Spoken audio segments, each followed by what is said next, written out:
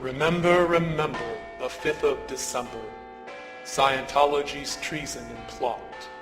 I know of no reason why Lisa McPherson should ever be forgot.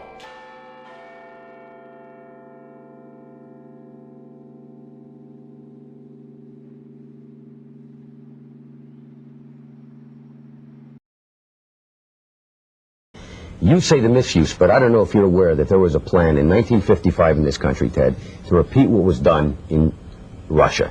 There was going to be a Siberia, USA set up on 1 million acres in Alaska to send mental patients. They were going to lessen the commitment laws. You could basically get into an argument with somebody and be sent up there.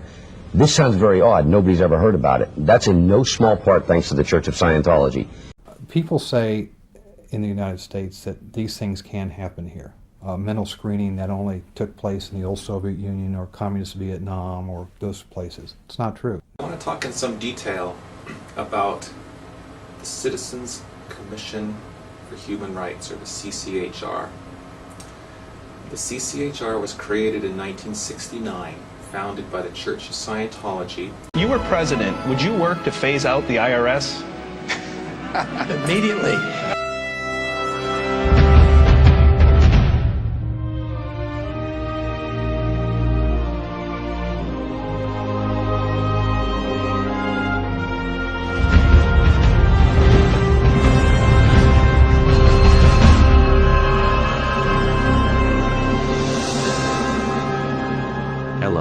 We are anonymous.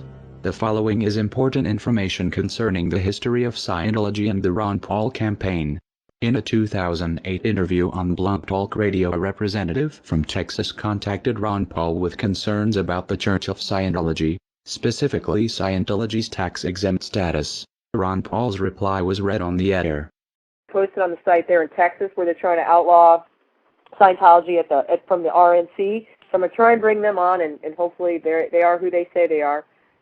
Well, I will tell you that there are multiple chairs from the precincts down there that do have the power to do that are in anonymous, so it could very well be. Yes. Hello? Yes. Is this Maybe?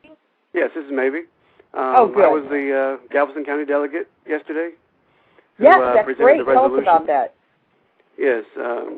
Well, I was brought in as a delegate under the Ron Paul people, and I'm one of 6 out of District 341, or Precinct 341, and I wrote a resolution out the day before the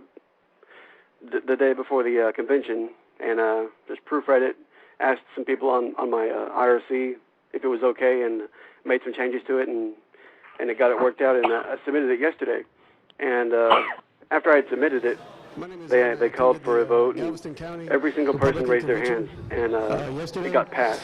And it's going to appear, you can go to the website, it's called GalvestonCountyGOP.com, and I'm not sure when they're going to post the resolution on the website, but that's where they said they would be posted. And it's going to be resolution issue number 9, resolutions concerning religious issues, number 162. And it's going to say, be it resolved that the Church of Scientology in the state of Texas be officially regarded as a business and not as a religion. That's the only part of it they're going to be using. What do you think the chances are of getting that passed? And what will the ramifications actually be? The chances of it getting passed, it started out as it's a grassroots campaign, really. And a lot of people think it doesn't have much pull. But if we get enough people involved and enough words out, I think it can become an influential resolution that can be made into a law one day under the Republican Party. Well, God, if the Republicans are on this, man, I may have to change my vote. I'll tell you that. I actually sent Ron Paul an email, and he responded saying he did not support removing their tax-exempt status because he doesn't like taxes. And that's one reason Scientology loves Ron Paul so much, which is stupid. But that's bad.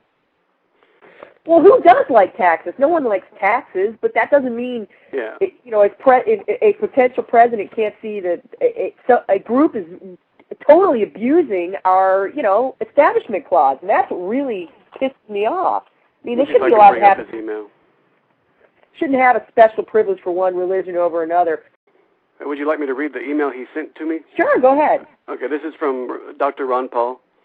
Thank you for contacting my office. I am always happy when the people of 14th District of Texas take time to let me know where they stand on important issues facing the country.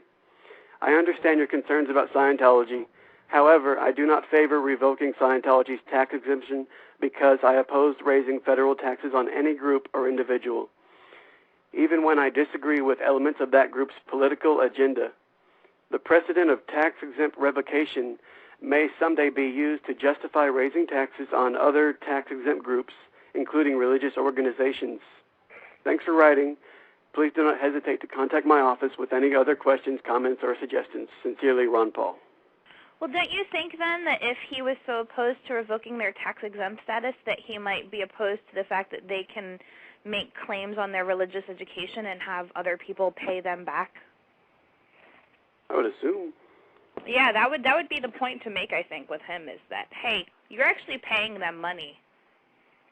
Well, exactly. He likes that even less. What they didn't know is when Ron Paul said, "I understand your concerns about Scientology," Paul knew much more than he was letting on. Paul and his campaign have had a close working relationship to the Church of Scientology through their front group, Citizens Commission for Human Rights.